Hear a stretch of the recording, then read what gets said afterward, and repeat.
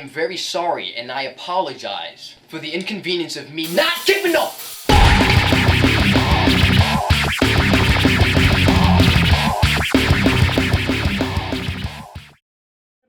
Okay, so let's get right into it. Why don't we start off with a quick introduction? Talk a little bit about yourselves. Who are you? You know, what brings you to this interview today? So, I'm Jenny. I am the founder of Carnage Within, created it 2 years ago. I'm the drummer. I do drums, percussion, bass, mix, master, and samples. My name is Zahu. I joined Carnage Within in 2022. I'm a guitarist, vocalist, and bassist, and also a DJ. All right. So yeah, your latest release is going to be a self-titled album. Can you tell me what sort of vibe are you going for with this latest release? Well, it's hard to describe really what kind of vibe. I mean, it's gonna be like very like 2000, early 2000s-ish, like late 90s, Y2K type new metal. But it's gonna be very heavy. It's gonna be very experimental. There's gonna be influences from genres like death metal, for example. Yeah, grindcore. A lot of influence from the band Pig Destroyer too. Oh yeah, Pig Destroyer is a big influence for us on this one, we've noticed. Okay. So I guess what sets this album apart from your previous work? Well, I don't actually like every album we've made is like heavily different from the earlier, and it's just because like with every album we have way more new ideas, way more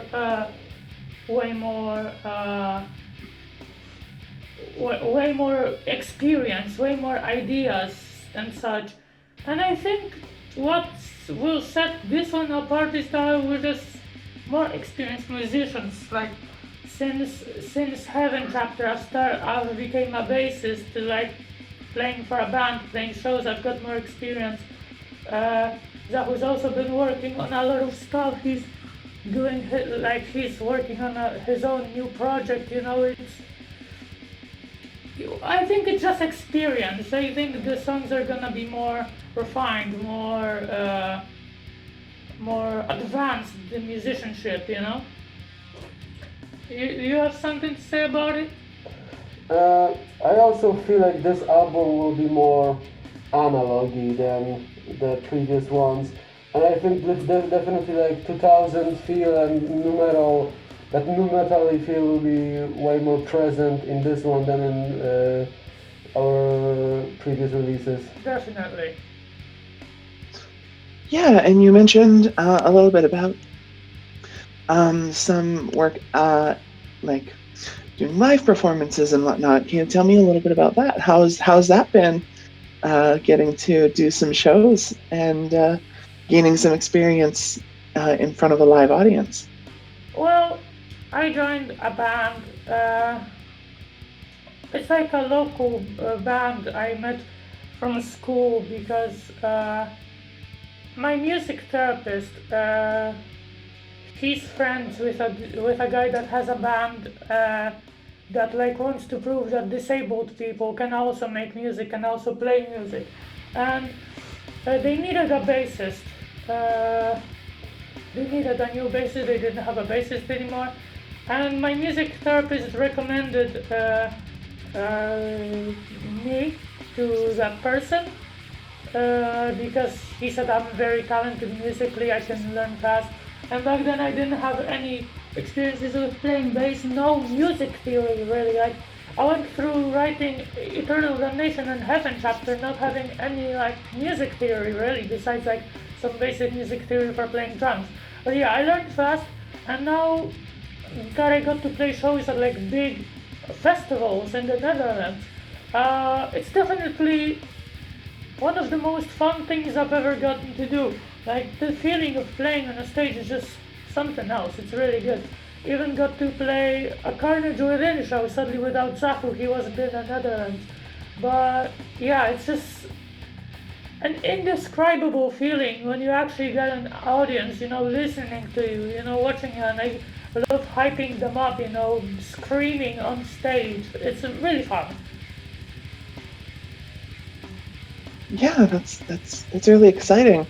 So, outside of this new album, what else is new with Carnage Within? Oh yeah, we recently recruited a new keyboardist Oh yeah.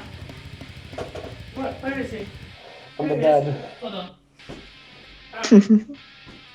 You get him? This is our new keyboard player. His name is Blow High. You know Blow High, don't you, Ellie? Yeah, yes, I do. Yeah, he's our synth/keyboard player.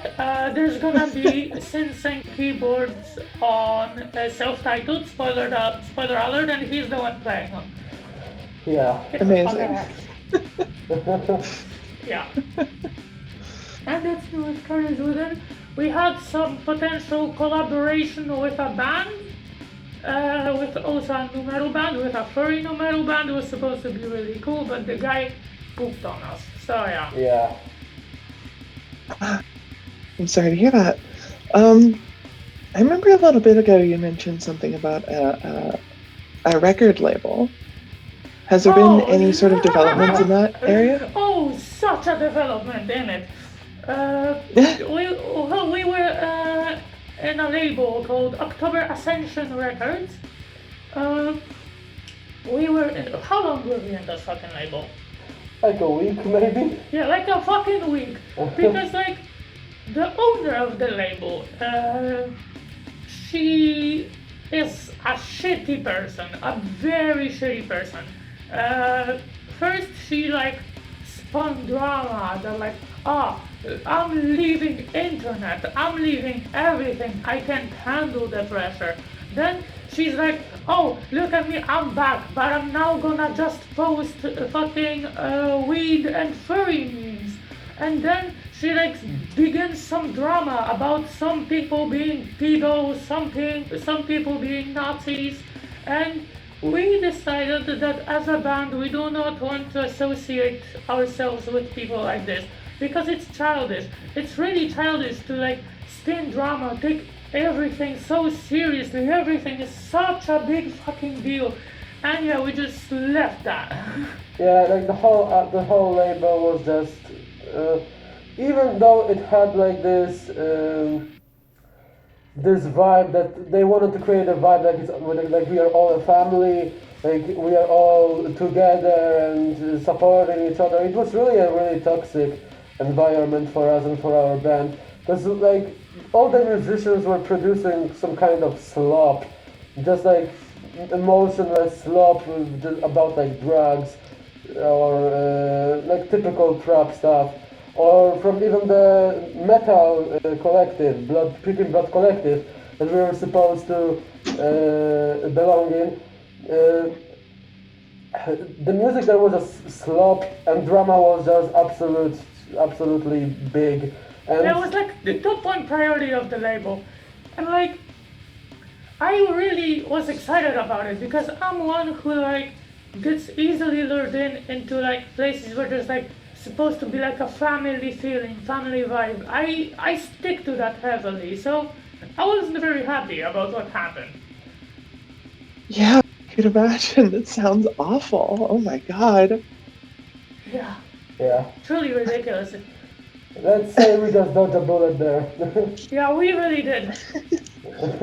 So coming back to your work specifically, what does your creative process look like? Like, where do you get your inspiration from for your music? You mentioned it a little bit earlier, but I just ask again in case you want to like dig into it a little bit more. When it comes to the topics, I'm the lyricist. So basically, I think of all the topics we'll write about and etc. Zaku throws in an idea or two sometimes, but I mainly do that, and mainly I take it from things like movies, other music, but also situations seen and experienced in real life. Like for example, one of the songs we've got on the album is inspired on a dream, a nightmare specifically that I've had. So there's really a lot of places I take inspiration from when it comes to the topics of the music. But when it comes to the music itself, I take inspiration from bands like Mr. Bungle. Mr. Bungle is a huge inspiration for me. Death Grips, musicians like that. Like I can see, like you can see on your hoodie, one of your inspirations. Yeah, Cranium. And you can, like Cranium and Big Destroyer. Yeah. Yeah. My process of making music, I always been more interested in instrumental part of bands, of like just music coming from metal bands and just bands overally, and I usually write riffs and melodies with VSTs, and then I just learn them on my actual guitar, and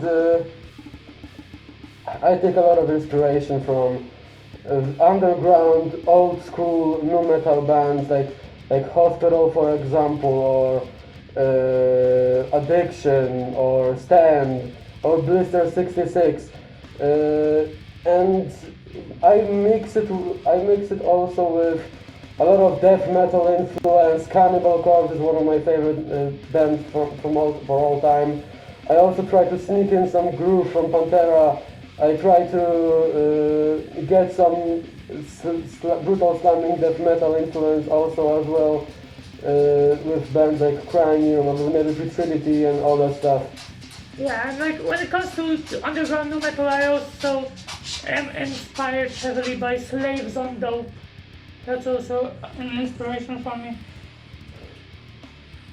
Yeah, so you're getting a lot of creative influences from a lot of different places. And I think in some of your previous work, you can definitely hear where those inspirations come from. Yeah. So, yeah, talking about your self-titled album, when does it come out and where can people find it when it does? I actually have no idea when it's gonna come out, really. Yeah, like the process. We want this record to be really polished, to be absolutely perfect, right? I wouldn't want it to be polished. I would prefer it to be dodged. But like, yeah, it's gonna take a lot of work. It would be like probably around the summer or even winter of 25. Yeah. Okay, something so like still a little ways away. Yeah. that. Yes. So yeah, I guess that being said, my last question for you, what's next for you and Carnage Within? After self-titled, I don't know. I don't really know what happens. You know, a lot of people make like flowcharts of different albums. You know, that's gonna happen. They have like plans for like years to come. Well, you never know what happens because our creative process is just ideas that suddenly come to mind, and that never changed. So we don't know ourselves what's next. You know, we just let the flow take us. You know, everything's unexpected, and I think that's really cool about it. Yeah, but one thing is for sure, we're gonna keep fucking the shit up. Yeah, definitely. Yeah, nice, exciting. So yeah, that's all the questions I had for you, unless there's something else you wanted to add before we close out the interview. Fuck Institution X.